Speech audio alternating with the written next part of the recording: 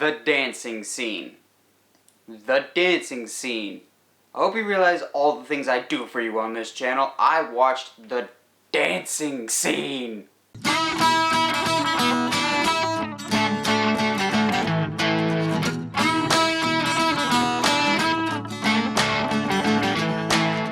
Hey movie fans, welcome back to another edition of 5 Good Things. I know it's been a while, so I thought I'd tackle a major one that I have had issue with for quite a while in terms of the comic book Patreon of, ooh, I can't stand it.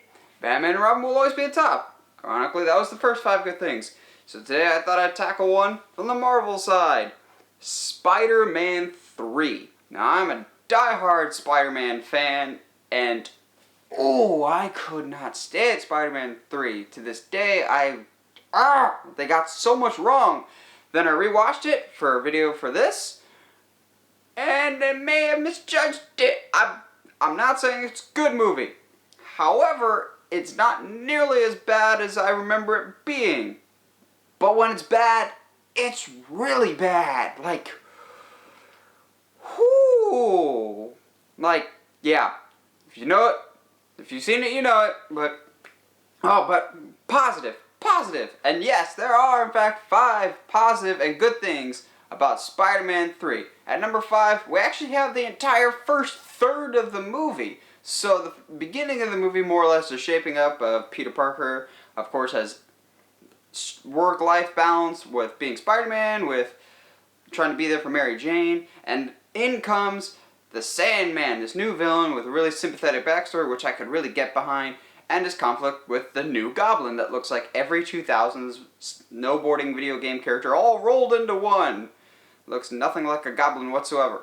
But that was the setup. It was really straightforward, really tight and focused, so it seemed like Sandman and New Goblin would be our villains. At one point, I actually had forgotten that the alien symbiote that gives him the suit was even in this movie. I was just really invested in the Sandman and the New Goblin stuff, as well as there's really good character interactions of, okay, clearly there's enough tension here to build a story upon that can keep me interested. If you cut out all the symbiote stuff and just save it for like Spider-Man 4, which was gonna happen, except for this movie,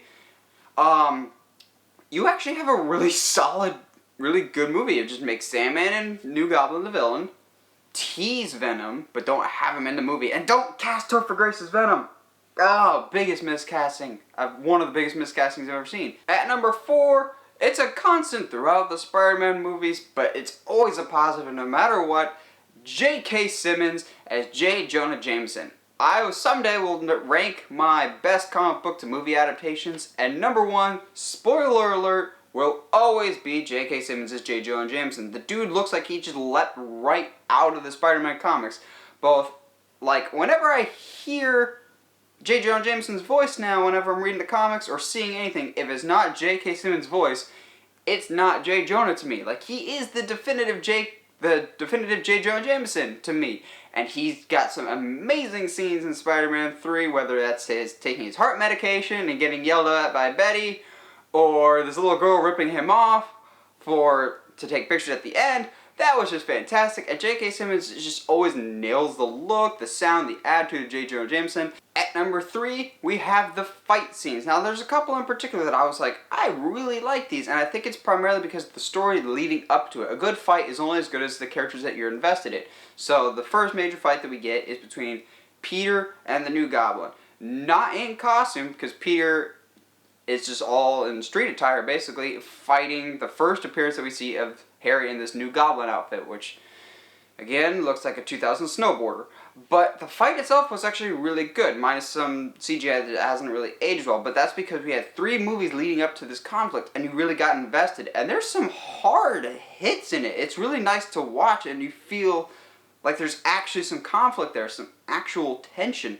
The same thing can be said for the first time Spider-Man and Sandman meet. Well, the second time. The first time they met in that bank heist. The second one, the one I'm referring to now, is the railroad, like the underground train fight. Because that's the first time Spider-Man's really using this black suit in action, and he's ticked. He's coming off this assumption that Sandman killed Uncle Ben, because in comic continuity, who hasn't killed Uncle Ben apparently? And so he's just picked. And to his credit, just being absolutely merciless to Sandman and turning him into mud and then having no remorse for it whatsoever. He could have just killed a man and not cared. That was a really interesting dynamic, and it was really nice to see that, and the fight scenes really coupled that well. At number 2, we have Thomas Hayden Church's portrayal of the Sandman. Now, I'm not even just talking about aesthetics of how the character looks, because even that alone is just perfect. He looked ripped right out of the comic with the green striped shirt and the brown pants. But he brought this sympathy to the character that I didn't think we would get.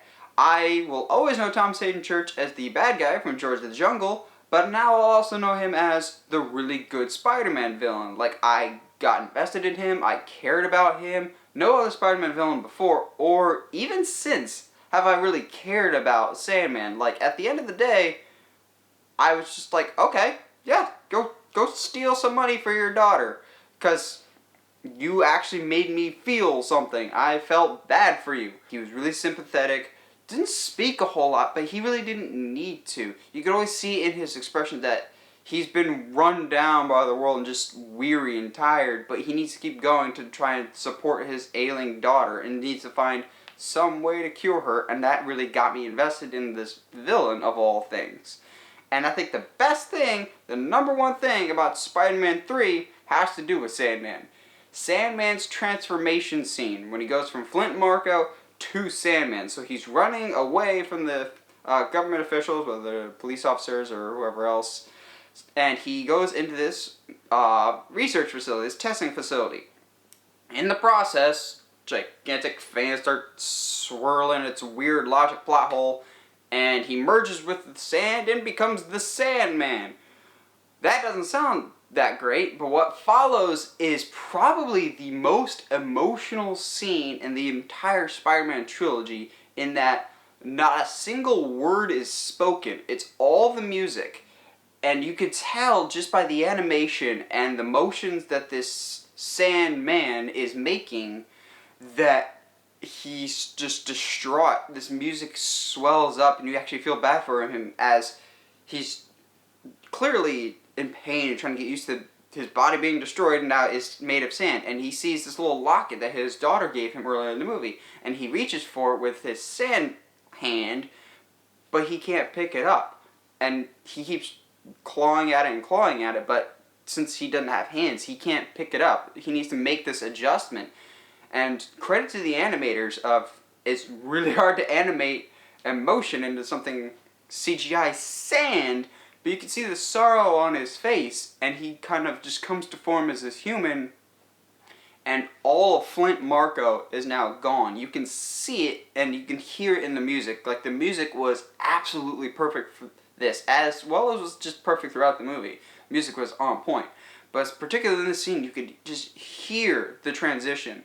You don't even need to see anything, but the visuals absolutely help. You could just hear the character progression, what's going on in the scene, from the heartbreak to the rise to this villain that really just wants nothing more than to get this money and to go away. And basically just like at the end of the movie. It was a genuinely emotional and good scene in a movie that often tried to be too emotional at times and completely failed.